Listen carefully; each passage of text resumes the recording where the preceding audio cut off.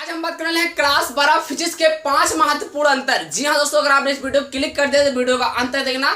अभी तक आपने ये 5 महत्वपूर्ण अंतर अगर नहीं याद किया तो याद जरूर कर लें, क्योंकि ये क्वेश्चन, ये इंपॉर्टेंट अंतर कोई ना कोई आपको देखने को मिलेगा। मेरे भाई 5-5 नंबर का आता है। जी हाँ दोस्तों, इतिहास गवाह है कि अंतर वाला क्वेश्चन जरूर पूछा जाता है। सच्चाई है, बता रहा हूँ। यूपी बोर्ड एग्जाम के अंदर अंतर वाला क्वेश्चन कम से कम 2 तो क्वेश्चन आएगा, तो 10 नंबर पक्का करना है। तो देख लो मेरे भाई, आज आपके इस वीडियो में बताएंगे 5 महत्वपूर्ण अंतर। जी हाँ दोस्तों, ये सारे के सारे छुपा रुस्तम क्वेश्चन है।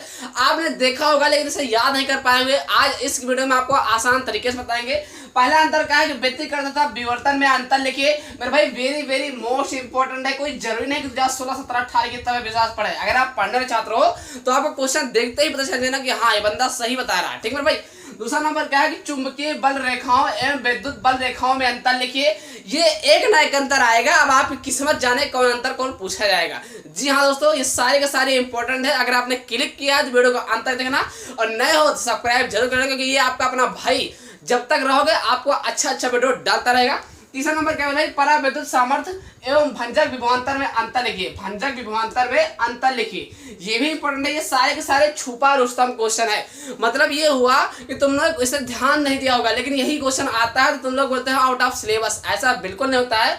आपके साथ, आप जिंदगी के साथ कोई भी टीचर खिलवाड़ नहीं करता है। आपको क्वेश्चन वही दिया जाता है जो इंपॉर्टेंट हो, ज्यादा जरूरी हो, है ना, आगे भविष्य के लिए।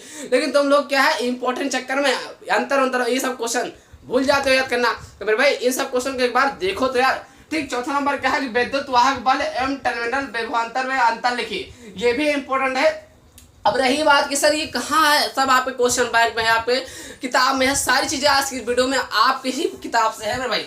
पांचवा नंबर क्या है, ऊर्जा बैंड के आधार पर चालक, अचालक एवं अर्धचालकों में अंतर लिखिए। है ना, चालक, अचालक, अर्धचालकों में सबसे लास्ट लेसन का है मेरे भाई। ये भी महत्वपूर्ण अंतर के अंतर्गत आता है। ये 5 ऐसे इंपॉर्टेंट अंतर है। अगर आपने नहीं देखा है तो आज इस वीडियो को पूरा देखना है, और नए हो सब्सक्राइब करते हो तो दिल के साथ बहुत ही अच्छा लगता है मेरे भाई। तो करना क्या है, चलते मैं शुरू करता हूँ। पहले नंबर, ये 5 इंपॉर्टेंट अंतर है मेरे भाई, तैयार जरूर कर लेना है। मैं बात करने वाला हूँ पहले नंबर। अब हम बात करते हैं पहले नंबर क्या मेरे भाई। पहला नंबर ये लिखा है कि व्यतिकरण तथा विवर्तन में अंतर। ये रहा आपका क्वेश्चन। अब रही बात इसका आंसर क्या है मेरे भाई, तो आपको एक तरफ लिखना है व्यतिकरण, एक तरफ लिखना है आपको विवर्तन।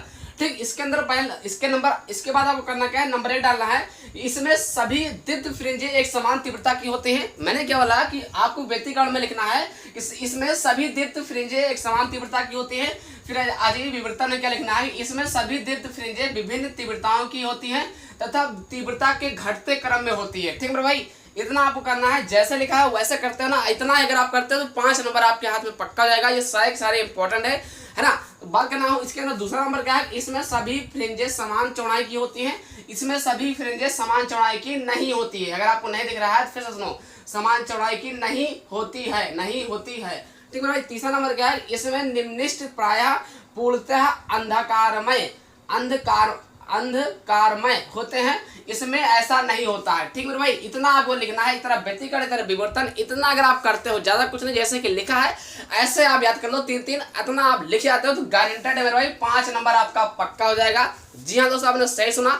इसी तरीके के क्वेश्चन पूछे जाते हैं। तुम लोग बोलते हो आउट ऑफ सिलेबस, ऐसा बिल्कुल नहीं होता है। सिलेबस से ही सवाल और क्वेश्चन पूछा जाता है मेरे भाई। आप लोग ध्यान नहीं देते हो। ये सारे के सारे छुपा रुस्तम क्वेश्चन है, इस पर आपका नजर भी ना गया होगा। तो करना क्या है, आज की इस टॉपिक को जरूर तैयार करना है। अब आपको करना क्या है, स्क्रीनशॉट। अगर आप नए हो तो चैनल को सब्सक्राइब और लाइक जरूर कर देना मेरे भाई। चलिए अब आपको करना क्या है, स्क्रीनशॉट। दोस्तों आप इसके साथ ले लिया होगा। अब हम बात करते हैं दूसरा नंबर। तो अब हम बात करते हैं दूसरा नंबर के बारे में। दूसरा नंबर भी इंपॉर्टेंट है। ये क्या लिखा है कि चुंबकीय बल रेखाओं एवं विद्युत बल रेखाओं में अंतर लिखिए। जी हाँ दोस्तों, ये छुपा रुस्तम क्वेश्चन है। अगर आपने इस को नहीं देखा है तो आज ही इसको आप क्लियर कर लेना, मतलब आप याद कर लेना मेरे भाई। ये 5 नंबर का आता है। काफी इंपॉर्टेंट क्वेश्चन है, अंतर वाले हैं। आज 5 ही बात कर रहा हूँ। ऐसे क्वेश्चन आ जाते हैं, तुम लोग बोलते हो आउट ऑफ सिलेबस आया है, ऐसा बिल्कुल नहीं होता है। यूपी बोर्ड के अंदर वही पूछा जाता है जो आपके सिलेबस में हो। पर भाई आप लोग इसको याद नहीं करते, आप लोग ध्यान नहीं देते हो। जो ज्यादा इंपॉर्टेंट होता है उस पर आप याद करते हो। इन तरीके के क्वेश्चन को आप ध्यान ही नहीं देते हो। ये भी इंपॉर्टेंट है। अब आपको करना क्या है, इससे आसान कहीं नहीं मिलेगा, इसीलिए आपको नोट कर लेना है तुरंत। तो लिखा क्या है, चुंबकीय बल रेखाओं एवं विद्युत बल रेखाओं में अंतर लिखिए।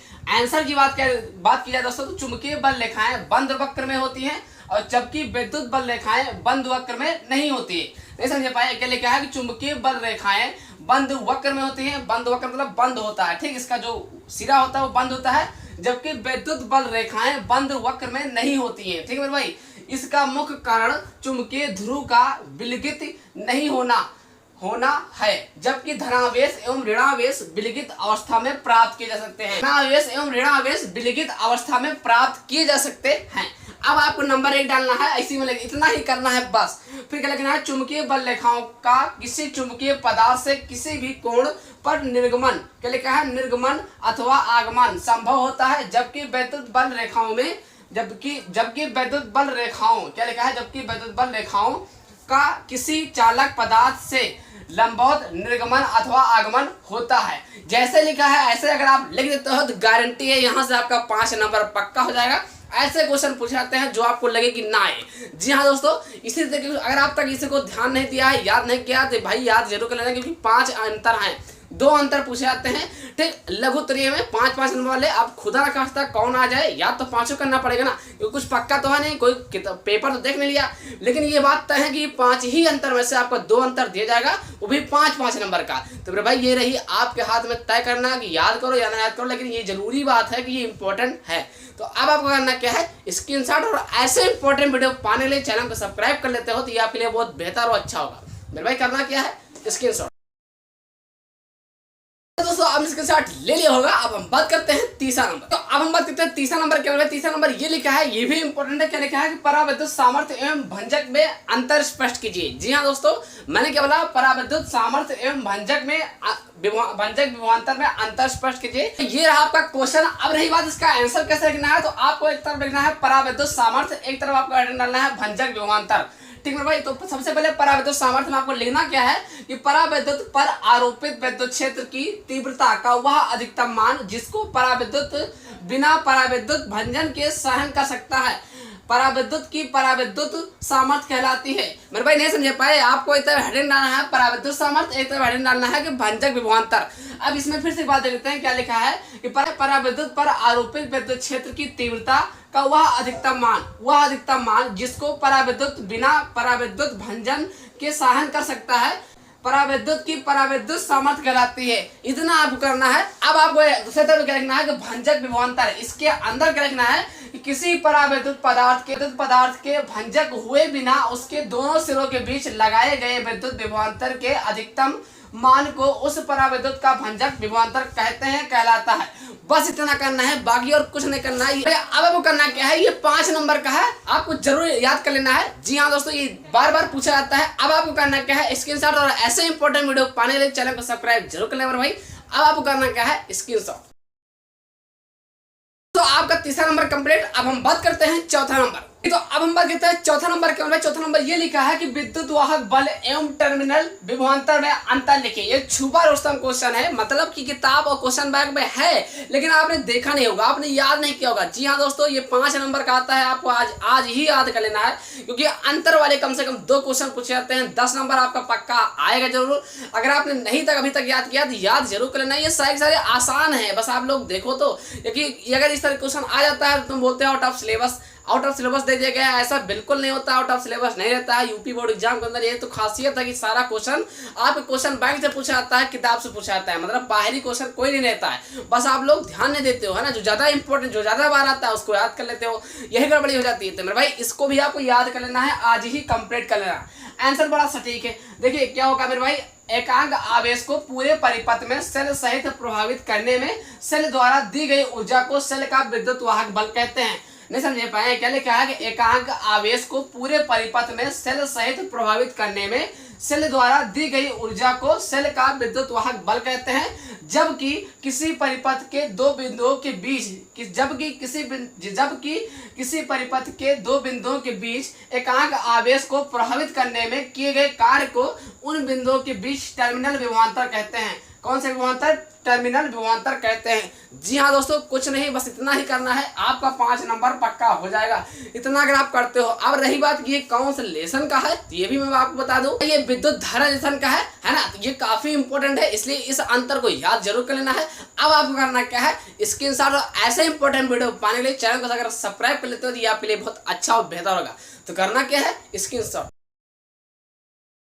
दोस्तों आज इसके साथ ले लिया होगा। अब हम बात करते हैं 5वां नंबर। ठीक, तो 5वां नंबर क्या लिखा है कि ऊर्जा पॉइंट के आधार पर चालक कामा अचालक एवं अर्धचालक में अंतर लिखिए। मतलब ये है मेरे भाई कि चालक का अर्थ बताइए, अर्धचालक का आंसर दीजिए, अर्धचालक का आंसर दीजिए। नहीं समझ पाए, चालक किसे कहते हैं, अचालक किसे कहते हैं, अर्धचालक किसे कहते हैं, इन तीनों में आपको अंतर बताना है। जी हाँ दोस्तों, ये टॉप 10 का क्वेश्चन है, सबसे लास्ट वाले लेसन का है। ये मेरे भाई छुपा रुस्तम है, ये आता है आप लोग को पता भी नहीं पता चलेगा कि कहाँ आया, क्वेश्चन में लिखा रहेगा, आप बोलोगे आउट ऑफ सिलेबस। ऐसा बिल्कुल नहीं होता है, ये आपके सिलेबस में है मेरे भाई। जैसे बता रहा हूँ वैसे आपको याद कर लेना है। आपको हेडिंग डालना है चालक, फिर इसके अंदर क्या लिखना है कि वे पदार्थ जिनमें विद्युत आवेश आसानी से प्रभावित हो सके तथा जिनमें मुक्त इलेक्ट्रॉन बड़ी संख्या में उपस्थित रहते हैं वो चालक कहलाते हैं। ठीक, अब रही बात कि जैसे किसमें, जैसे तो लिखना क्या है, चांदी कामा सोना कामा पारा इत्यादि, मतलब बहुत सारे। फिर आपको लिखना क्या है, अचालक। मेरे भाई चालक कंप्लीट, अब आपको लिखना क्या है, अचालक। अब इसके अंदर क्या लिखना है, वे पदार्थ जिनमें विद्युत आवेश कठिनता से प्रभावित हो सके, कठिनता से प्रभावित हो तथा जिनमें मुक्त इलेक्ट्रॉन नहीं होते हैं। इसमें क्या था, मुक्त इलेक्ट्रॉन बड़ी संख्या में होती है, इसमें क्या लिखा है, मुक्त इलेक्ट्रॉन नहीं होते हैं अथवा कम संख्या में होते हैं। नहीं समझे पाए, फिर देखते हैं क्या लिखा है, वे पदार्थ जिनमें विद्युत आवेश कठिनता से प्रभावित हो तथा जिनमें मुक्त इलेक्ट्रॉन नहीं होते हैं अथवा कम संख्या में होते हैं अचालक कहलाते हैं। अब रही बात कि जैसे, मतलब उदाहरण दिए, तो लकड़ी हो गया, कांच हो गया आदि, ये अचालक है। ठीक, मतलब चालक नहीं है, अचालक है मेरे भाई। तो मेरा कहना समझिए, अभी तक मैंने चालक बताया, अचालक बताया, अभी अर्धचालक बाकी है। तो मेरे भाई पहले आपको इतना स्क्रीनशॉट ले लेना है क्योंकि जगह नहीं है। तो करना क्या है, स्क्रीनशॉट। अब मैं आपको बता दूं जरूरी बात कि ऐसे इंपॉर्टेंट वीडियो पाने के लिए चैनल को सब्सक्राइब जरूर करना, नहीं तो आप भूल जाओगे। जी हाँ दोस्तों, अब हम बात करने वाले हैं अर्धचालक, इससे पहले स्क्रीनशॉट। जैसे दोस्तों आपने स्क्रीनशॉट ले लिया होगा, मैंने आपको चालक बता दिया, अचालक बता दिया, अभी अर्धचालक वाला हेडिंग बाकी है। तो चलिए उसको देखते हैं। मैंने आपको चालक बता दिया, अचालक बता दिया, अर्धचालक क्या है आपका ये रहा। ठीक, आपको हेडिंग डालना है अर्धचालक, फिर लिखना क्या है, वे पदार्थ जिनकी विद्युत चालकता चालकों एवं अचालकों के मध्य होती है, मतलब चालक और अचालक के बीच में होती है, या वही लिखा है कि चालकों एवं अचालकों के मध्य होती है, उसे हम अर्धचालक कहलाते हैं, अर्धचालक कहते हैं। जैसे क्या है, कार्बन, सिलिकॉन तथा जर्मेनियम अर्धचालक है। जी हाँ दोस्तों, ये आपका रहा अर्धचालक। मैंने बता दिया, चालक बता दिया, चालक बता दिया, सारे अंतर बता दिया। मैं पांचों महत्वपूर्ण अंतर है। अगर मेरे भाई पांचों महत्वपूर्ण अंतर है। अगर आपने यहाँ तक वीडियो देखा है तो किसी न किसी एक भाई के पास शेयर जरूर कर देना यार, क्योंकि मेहनत लगती है। ठीक मेरे भाई, हाँ एक बात और बताना था कि ये वीडियो जो मेरे भाई जो आपको ये बता रहा हूँ, ये बहुत आसान है। इसी तरीके से आपको ना तो क्वेश्चन बैंक मिलेगा ना तो किताब में मिलेगा, क्योंकि ये शॉर्टकट तरीका काफी आसान है। बाकी आप किताब से याद करते हो तो काफी ज्यादा लंबा और काफी ज्यादा कठिन हो जाएगा। अब ज्यादा कठिन हो जाएगा, आप याद नहीं कर पाओगे, याद करोगे तो भूल जाओगे, तो मतलब ही क्या है। तो मेरे भाई आसान याद करो और 5 नंबर पूरा करो। ठीक, तो ऐसे ही आपको याद कर लेना है। बाकी आपको करना क्या है, वीडियो वगैरह शेयर कर देना है, इसको कोई बताने की चीज नहीं है। तो अब आपको करना क्या है, स्क्रीनशॉट।